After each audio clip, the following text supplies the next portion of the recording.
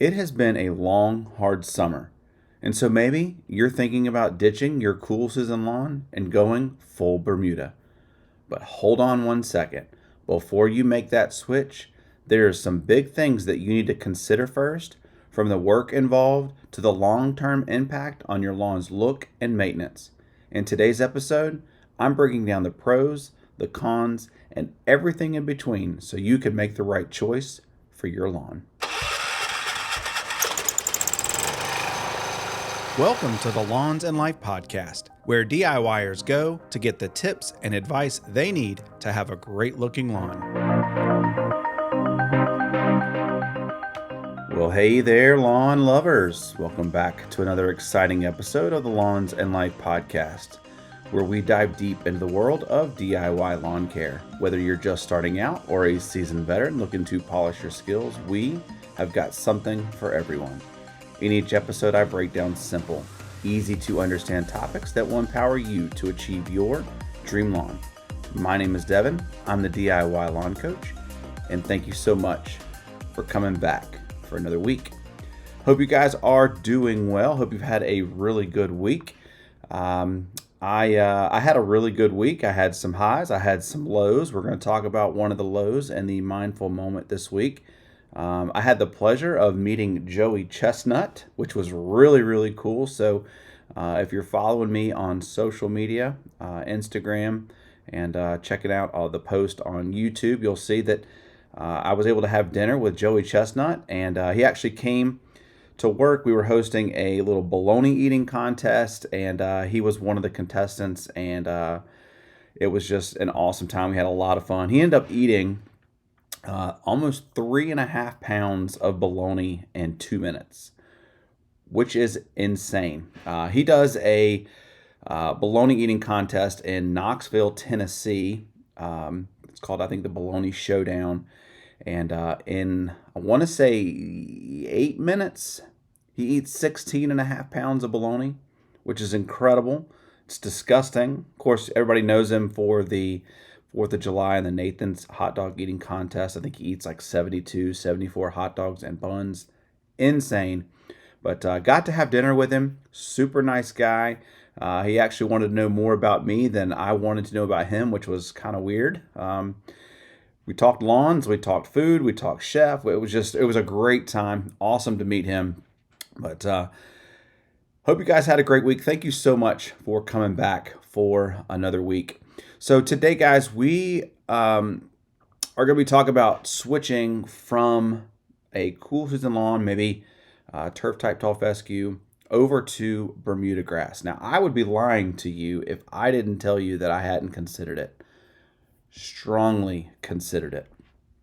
So I live in the transition zone, and I'll be honest with you, it is the middle of August, and my lawn isn't looking all that great. And I look at a lot of Bermuda lawns right now, and they are popping, and they are looking good, and they're beautiful. And it's got me wondering, like, should I switch? When do I switch? What are some of the goods, the ups or the pros, or what are some of the cons? And so I just want to talk about it in today's episode. So there are some very important things I want you to consider before you make that leap. But as always, before we get into the podcast, let's do this week's mindful moment. It can be hard to slow down and notice things in a busy world. Mindful moments is where we pause for a moment to reflect on the here and now. After all, life is happening now. We simply need to take time to notice. These small yet profound experiences remind us that life is not about the destination, but the journey we take to get there. All right, so for this week's mindful moment, I told you guys I had some highs with the Joey Chestnut thing, which was awesome. But we also had a low this week, and it's going to be this week's mindful moment. So I have a coworker that was actually in that bologna eating contest this week, and after he got done, immediately after the contest was over, his phone rang several times back to back, and it was his wife calling to tell him that his house had caught on fire. And coming off the high of competing in that contest and then getting that phone call that your house is on fire. And it just kind of shook me. So, this week's mindful moment, again, why do we do these mindful moments? They are an opportunity for us to put our feet on the ground and be mindful about where we are and what we're doing, right? And so I think, we talk a lot during these mindful moments about taking things for granted. And, I take my house being here for granted. I know that he never would have expected his house to burn down. Just to let you guys know, he is okay. His family, nobody was home. Matter of fact, he's got a son that lives with them. Everybody was out of the house. Son came home, saw there was a lot of smoke billowing out of the house. He actually broke the window, tried to get his dog out. Unfortunately, the dog did not make it, and it's tragic. I think the house is going to be a total loss, which is incredibly sad. All the memories, all the things inside the house are ruined. But all of his family is safe and no one was hurt. Turns out, I think it was the stove, maybe had shorted or something like that. But terrible and tragic. But again, I believe that God works all things for the good. And I think that looking on the bright side of this, obviously, no one got hurt. Yes, all of his stuff is gone, but they always say stuff is replaceable. Obviously, the memories and the things that he is losing will not be replaceable. But thankful everybody is safe. But so for this week's mindful moment, it just kind of got me thinking about my house and my stuff and what's really important in life. And we wake up in the morning.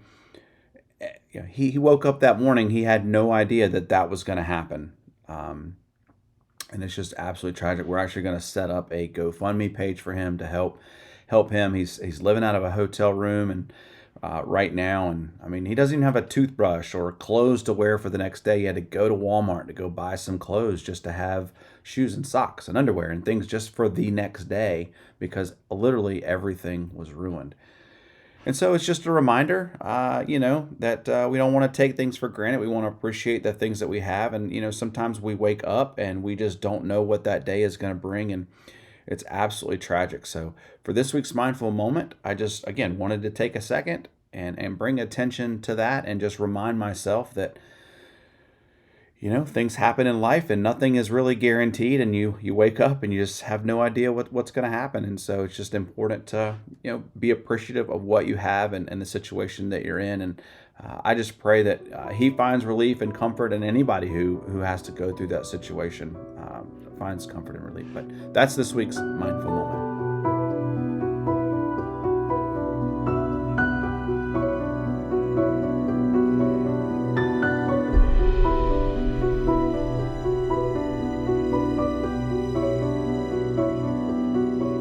All right, so I told you guys that I'm considering switching from tall fescue to Bermuda, and I told you I'd be lying if I hadn't seriously considered it. And that is the honest truth. There are a lot of pros to Bermuda grass or warm season turf. I live in the transition zone, so basically what that means is our climate is conducive to growing both grass types. Now, being in the transition zone is a challenge because of the weather.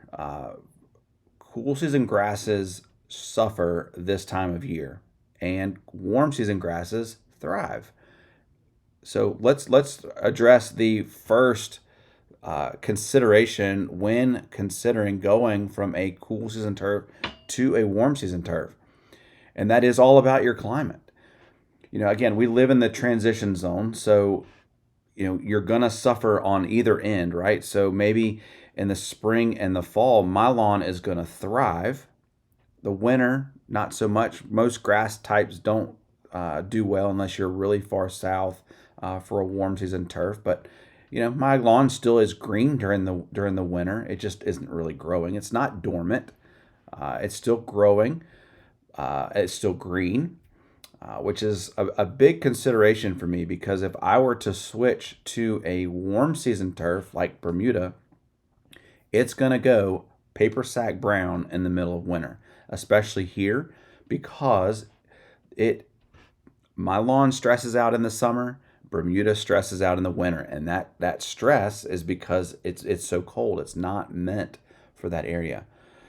So understanding the climate, understanding what your particular climate is where you live is something you really need to consider before choosing any grass type, specifically going from a cool season to a warm season turf. Another thing to really consider is sunlight. Okay, so Bermuda grass will not grow if there's shade. It really needs full sun.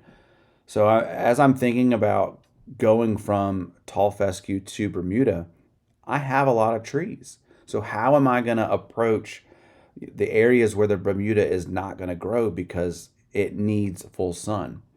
So before you make that switch, make sure you survey your land and make sure that you are looking at the sunlight requirements and understanding that Bermuda requires full sun and to be able to thrive. Otherwise, you're going to have thin areas. And we know what happens when there's thin areas. You're going to open yourself up to weeds and other things. All right. Another thing to think about is, especially with Bermuda grass, is like, well, how am I going to establish that turf and how long is that going to take?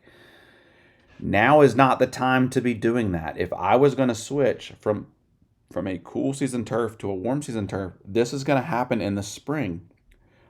I'm going to kill off my lawn in the spring, and then in the summertime, I'm going to then seed with Bermuda and give it all of the summertime into fall to establish itself. Why is that? Because Bermuda grass grows in the summer. That's when its peak growth period is. And so I don't want to do this now, then go into a dormant period. That probably wouldn't be successful, let alone I'm going to have a lot of bare areas because the grass isn't established. And the grass, Bermuda is starting to shut down now, especially in this area as things kind of cool down. The daylight hours are getting, we always talk about the two things that really influence the growth of grass. Temperature is one, but sunlight is another one. So plants produce their own food through photosynthesis. So the less amount of light, the less food, the less they're growing. So it's something we got to be thinking about. Okay. Another big thing, probably one of the biggest things that influences my decision or should influence your decision is the maintenance difference.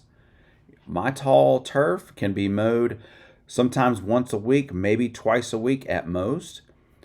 But if I was going to switch from a cool season turf to a warm season turf, I'm going to cut it low, and cutting it low, especially for Bermuda, requires it to be mowed frequently. See, Bermuda will get really, really leggy if you don't mow it consistently. And even though you're mowing it consistently, sometimes it will even require what's called a height reset because the grass, especially in the summertime, is growing so vigorously that the top portion of the grass is where the blade is. And so it's growing, it's growing, it's growing. Well, you're going to have to do a height reset because otherwise you're not necessarily scalping it, but you're removing all of the green tissue, and that's what leaves those brown marks in the lawn. And so when you do a height reset, you're resetting the height, you're allowing that grass to come back down. So I work a lot. I've got a busy lifestyle. I've got a very large lawn, 20,000 square feet.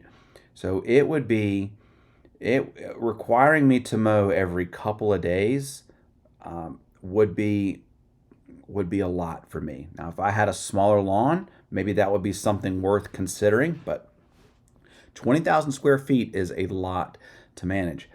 Not to mention, if I was going to convert from a cool season to a warm season, I would probably consider a different mower, probably going with a reel mower, which means another investment into equipment. I would probably have to sell my riding mower. Now, sure, you can mow Bermuda with a rotary mower, no problem.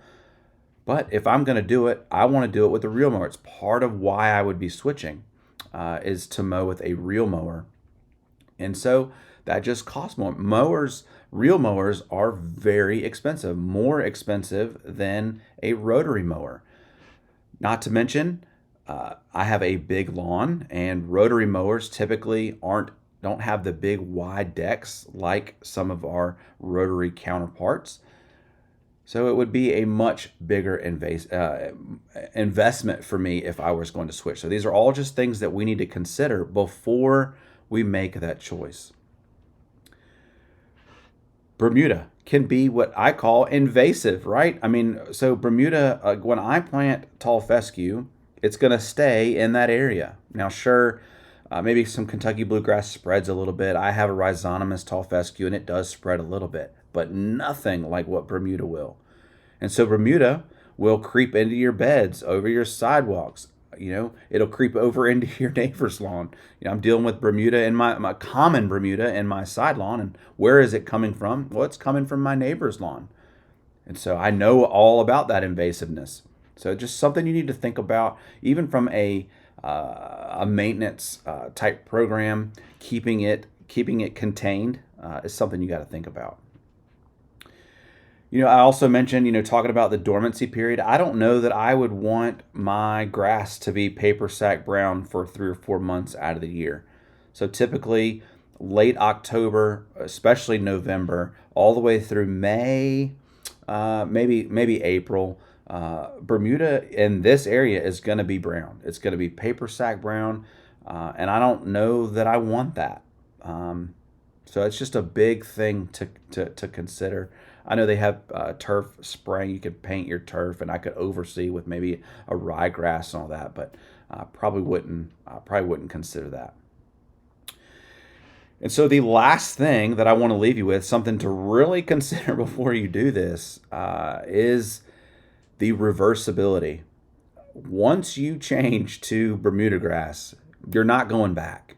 I can sit here and I could change my tall fescue over, to maybe ryegrass, or I could go to Kentucky bluegrass, or vice versa, or I can change. But if once you put Bermuda in your lawn, like, it's pretty much game over. You're really never going to be able to go back. So if you change your mind or you have a change of heart, you're pretty much stuck with it. It's almost impossible, if not impossible, to remove Bermuda grass out of your lawn, especially on such a wide scale. So all of those things, all of those different considerations, everything from sunlight requirements and the climate, the amount of mowing that I'm going to have to be doing, just the invasiveness and trying to keep it under wraps, right? And then just the irreversibility. Like, if I decide that I don't want it anymore, like, I'm pretty much stuck with it. So all of those things are really important to consider before you do it. But there are a lot of pros too. Bermuda grass, unlike cool season grasses, especially in this area, are more drought tolerant. They're much easier to take, to care for. Ask any turf grass professional, and they will tell you that cool season grasses and the transition zone are some of the hardest turf grasses to grow and keep looking good.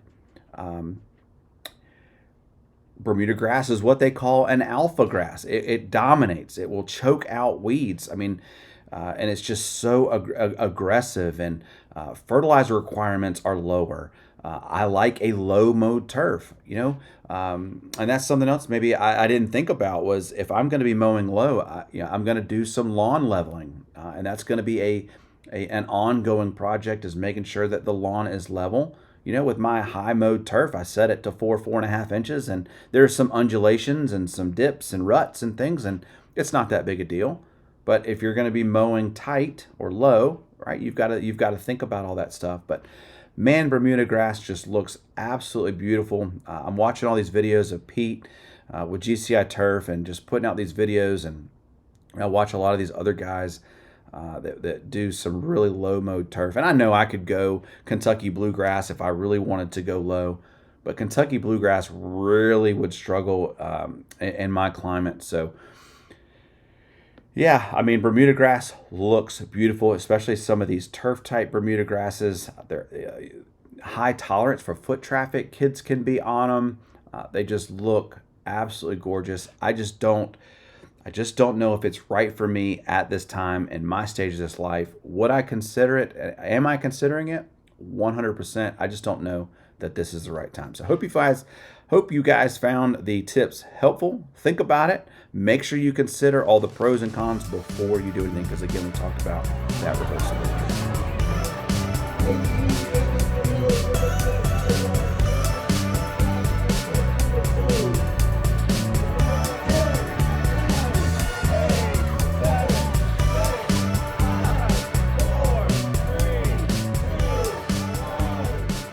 All right, guys, so that just about does it for this week's podcast. Hope you enjoyed it. Thank you so much for coming back for another week.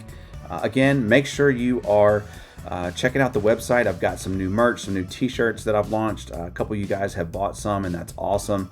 And I really appreciate all the love and support. We've got a new sponsor, if you will, coming on the channel. You guys will see that really soon. I've got lawn plans still that are 20% off through September 15th. So, and that is cool season and warm season. So if you're interested in those, make sure you go check those out. I hope you guys have a fantastic week. And my name is Devin. I'm the DIY Lawn Coach, and I can't wait to see you next week.